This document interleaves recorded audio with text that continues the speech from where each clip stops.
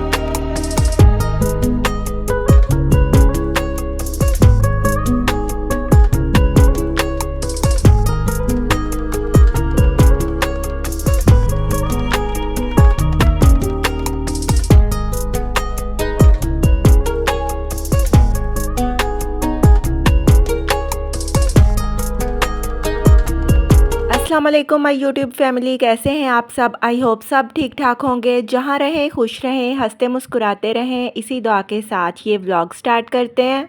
इधर सुबह सुबह का वक्त है, बच्चे स्कूल जाने के लिए रेडी हो चुके हैं। ब्रेकफास्ट इन्होंने कर लिया है और लंच बॉक्स भी मैंने तैयार कर दिए हैं साथ। अच्छा, हर रोज़ सुबह के वक्त मानो ज़रूर ज़िद करती है। जब इसकी आपियाँ स्कूल जाने लगती हैं तो ये रोना शुरू हो जाती है कि मैंने भी स्कूल जाना है।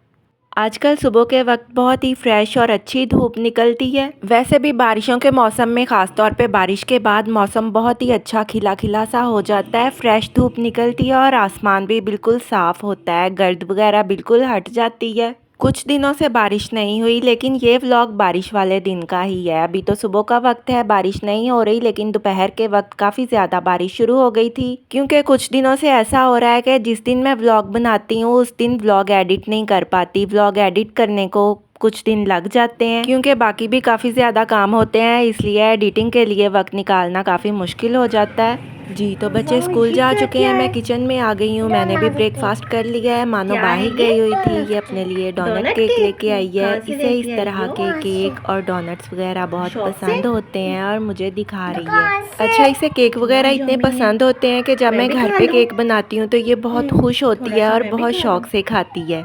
जी, तो थंबनेल पे आपने देखा होगा कि महीने भर की रूटीन एक दिन में, यानी कुछ खाने की चीज़ों की प्रेपरेशन की है, उन्हें स्टोर किया है, फ्रीज़ की हैं चीज़ें जो कि पूरा महीना चल जाएंगी और रोज़ रोज़ मुझे इन चीज़ों की तैयारी नहीं करनी पड़ेगी। सबसे पहले तो मैंने चने बॉयल होने के लिए रखे थे। चने बॉयल करके मैं अक्सर ही फ्रीज़ कर लेती हूँ। बॉयल किए हुए चनों के पैकेट बना के मैंने फ्रीज़र में रखे हुए होते हैं। जब चना पुलाव बनाना होता है या चनों का सालन वगैरह बनाना होता है फिर बहुत आसानी हो जाती है। इस तरह वक्त भी कम लगता है और चनों की कोई भी आइटम जो हमने बनानी होती है झटपट तैयार हो जाती है। चाहे चना पुलाव हो या चना चाट हो या चनों का सालन वगैरह बनाना हो, बहुत जल्दी तैयार हो जाता है।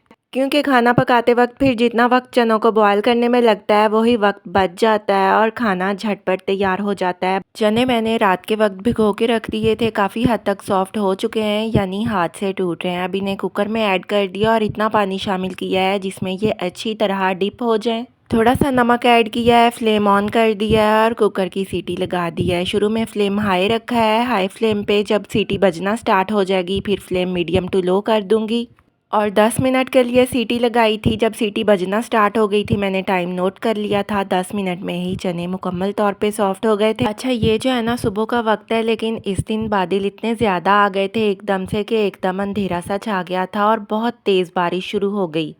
अभी किचन से बाहर देखें तो ऐसा लग रहा है जैसे रात का वक्त है, मगरिब का या शाम का वक्त है, लेकिन ऐसा बिल्कुल भी नहीं है। इधर सुबह का ही वक्त है, लेकिन बारिश की वजह से और ज़्यादा बादलों की वजह से मौसम ऐसा हो गया था, काफ़ी अच्छा मौसम हो गया था।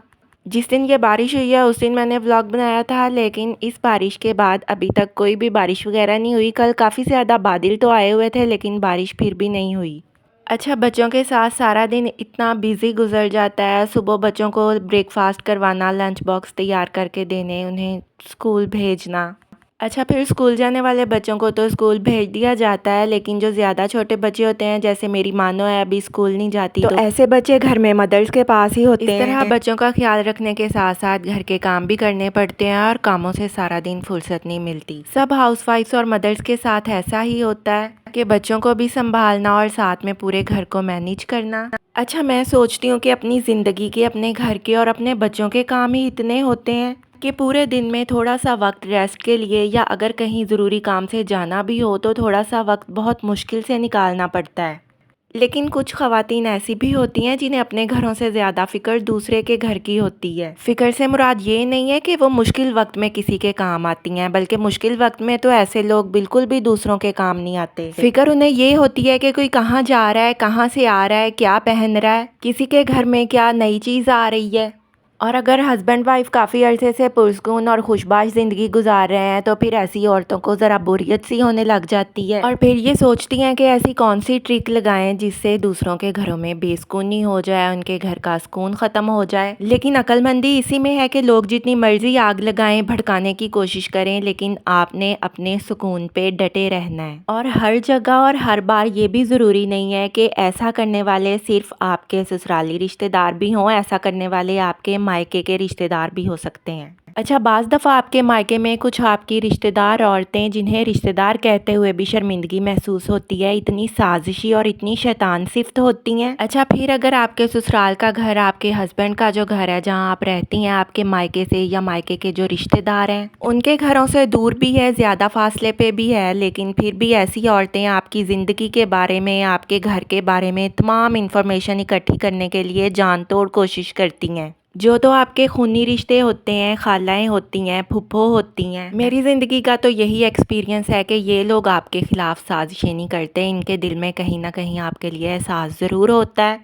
लेकिन मेरी तरह कुछ लोगों की ज़िंदगी में सौतेले रिश्ते भी होते हैं, या फिर ये जो मामियाँ वगैरह होती हैं, इन्होंने आपके ससुराल में भी अपने जासूस छोड़े हुए होते हैं। यानी ये आपके ससुराली रिश्तेदारों से दोस्ती कर लेती हैं ताकि आपके हस्बैंड के घर में आपकी जो एक्टिविटीज़ हैं, आप घर में क्या करती हैं, आपके बच्चे क्या करते हैं, क्या खाते पीते हैं, कहाँ पढ़ते हैं, सब कुछ जो है वो इन्हें जानना होता है।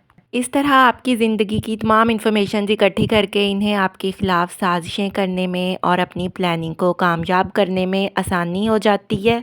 अपनी जो है ना घर की बातें, ख़ास तौर पे अपनी जो खुशियाँ हैं या जो अल्लाह ताला ने आपको नेमतें दी हुई हैं, या आपके घर की कोई भी जो बात होती है वो कभी किसी से मत शेयर करें। चाहे आप समझते हैं कि कोई आपकी कितनी ही अच्छी दोस्त है, आप इसके साथ अपनी बातें शेयर कर सकते हैं, लेकिन ऐसा नहीं होता। लोग आपकी पीठ में छुरा घोंपते हैं। अच्छा, कुछ लोग ऐसे होते हैं जो इतने मीठे बनते हैं, बाज़ाहिर तो वो आपके साथ बहुत ज़्यादा हमदर्दी करते हैं, लेकिन अंदर ही अंदर वो आपकी जड़ें काट रहे होते हैं। अच्छा, ये जो लोग होते हैं ये आपके आसपास ही मौजूद होते हैं। अगर तो आप जॉइंट फैमिली में रहते हैं तो ये आपके घर में ही मौजूद होते होंगे, या फिर आपके घर के पास ही मौजूद होते हैं। और फिर जो आपकी पल पल की खबरें हैं वो अपने जैसे हासिदों के पास पहुंचाते हैं। अच्छा, मैंने अपनी शादीशुदा ज़िंदगी के तजर्बे से एक बात सीखी है कि आपके तमाम रिश्ते, चाहे आपके बहन भाई हैं, आपके माँ बाप हैं, हत्ता कि आपकी जो औलाद भी है, जब उनकी शादियाँ हो जाती हैं, जिम्मेदारियों का बोझ उनके सर पे बढ़ जाता है, वो अपने कामों में मगन हो जाते हैं। सब जो है ना वो वक्त के साथ साथ एक दूसरे का साथ छोड़ जाते हैं। लेकिन एक मियाँ बीवी का रिश्ता ऐसा रिश्ता है जिन्होंने सारी ज़िंदगी एक साथ रहना होता है और इकट्ठे रहना होता है।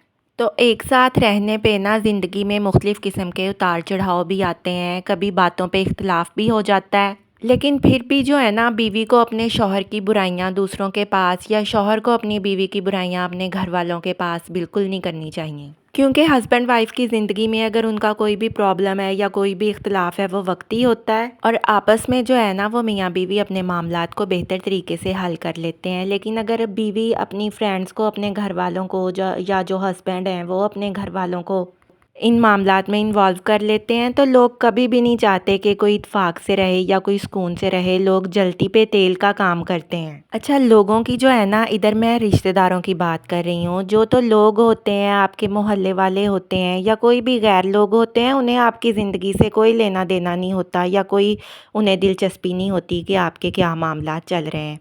ये सब काम जो है ना रिश्तेदारों के होते हैं। अब हर जगह जो है मामलात एक जैसे नहीं होते। कुछ रिश्ते तो बस नाम के ही बदनाम किए हुए हैं, लेकिन हर जगह मामलात एक जैसे नहीं होते। कई जगहों पे आपके जो खूनी रिश्ते हैं वो भी आपसे हसद का शिकार हो जाते हैं। सूरह यूसुफ जो है वो हमें यही बताती है कि किस तरह आपके खूनी रिश्ते हसद का शिकार होकर आपको कुएं में धकेलते हैं। और फिर हमें ये भी पता चलता है कि जिसका साथ अल्लाह ताला देते हैं उसका कोई भी कुछ नहीं बिगाड़ सकता। अच्छा, ये जो टॉपिक टॉपिक है ना टॉक्सिक पीपल या टॉक्सिक रिलेशनशिप्स, इस पे तो जितनी मर्ज़ी बात की जाए, चाहे घंटों की बात की जाए तो वो ख़त्म नहीं होगी। लेकिन आज का व्लॉग इतना सा ही था। इधर मैंने सफ़ेद और काले चने बॉयल करके इनके पैकेट्स बना के रख लिए हैं, इन्हें फ्रीज़ कर लूँगी। और आपने वीडियो में देखा होगा कि मैंने काफ़ी सारा प्याज भी कट करके स्टोर कर लिया है। उसमें से कुछ प्याज तो मैंने ऐसे ही फ्रीज़ किया था और कुछ प्याज मैंने गोल्डन ब्राउन करके रखा है।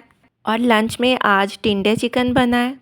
जब बच्चे स्कूल से आए थे तो उन्हें मैंने मसाला फ्राइज़ बना दिए थे, जो बेसन वाले मसाला फ्राइज़ होते हैं वो बनाए थे, और बाद में टिंडे चिकन का सालन बनाया। व्लॉग कैसा लगा कमेंट्स में ज़रूर बताइएगा, दुआओं में याद रखिएगा। अल्लाह हाफिज़।